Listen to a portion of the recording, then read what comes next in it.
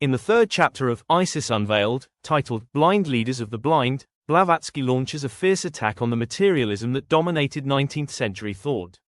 She argues that the development of psychological science has been stunted by the ridicule of scientific nurslings and the moral cowardice of those in university chairs who fear public opinion.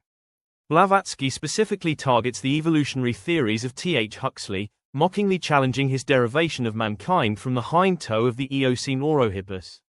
She contends that while science is a mighty potency, the scientists themselves are not science personified and are often as limited as a squirrel upon its revolving wheel. Blavatsky further contrasts the worthless residuum of Western spiritualism and mere jugglery with the genuine psychological feats of Oriental magicians.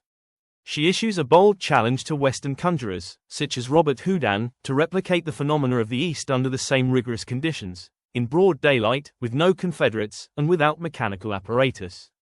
To illustrate the superiority of ancient cryptic science, she describes several extraordinary feats performed by untutored, naked sons of the East, transforming a rupee, firmly held in the hand of a skeptic, into a living, venomous cobra.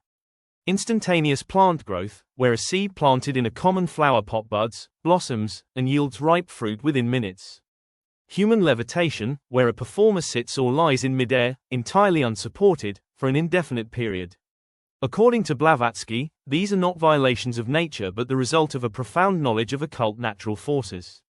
She argues that for scientists to dismiss these events as hallucinations without investigation is a sign of scientific psychophobia. Ultimately, she maintains that while modern science relies on unverifiable hypotheses, ancient magic was a demonstrated science based on the mastery of the master force of the human will. In the second part of her analysis in Blind Leaders of the Blind, Blavatsky turns her focus toward Auguste Comte and his system of positivism. She describes the followers of Comte as mental sucklings and irascible psychophobists who find the idea of possessing an immortal spirit to be a cutting insult. These thinkers, she asserts, seek to rebuild the cosmos on improved principles, while remaining trapped in a morass of materialistic animalism. Blavatsky explains that positivism aims to reduce human existence to purely physical terms, desiring that psychology become a sort of cerebral physics, and history a social physics. She argues that this system is inherently self-destructive because it proposes to destroy theology, metaphysics, spiritualism, and even science itself. By attempting to disburden humanity of God and the soul, Comte unwittingly disembowels his own doctrine, with the sharp sword of the very metaphysics he tries to avoid. A significant portion of Blavatsky's critique is reserved for the absurdities of Comte's religion of the future.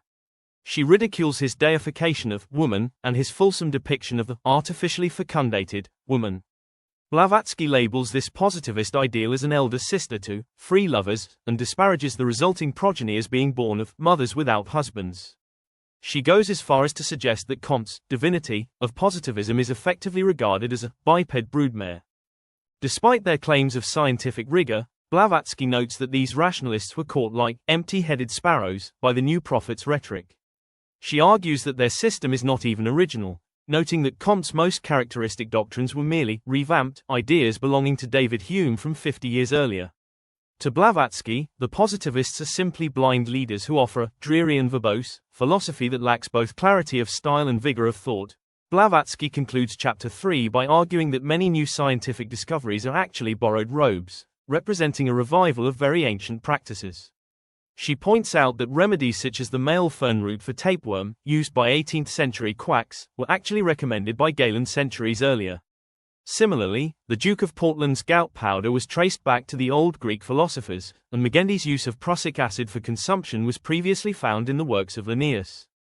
Blavatsky asserts that the ancient sages, like the 7 rishis, had fathomed nature to its depths, understanding the secret powers of both plants and minerals through their mastery of magic.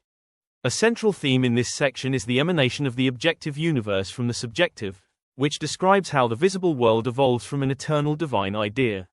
The Sacred Lotus serves as a key symbol here, representing Brahma rising in contemplation to disperse primeval darkness and open the understanding for the construction of the universe. She links this to the philosophies of Bruno and Spinoza, who both viewed the first cause as an infinite spirit that keeps the universe in order through its intelligent will. Blavatsky maintains that while modern science sorts through facts to support its own prejudices, it remains trapped because it ignores the spiritual causes behind physical effects. The chapter ends with a call to rediscover the ancient science that was once in harmony with nature, signaling the start of an era of disenchantment and rebuilding.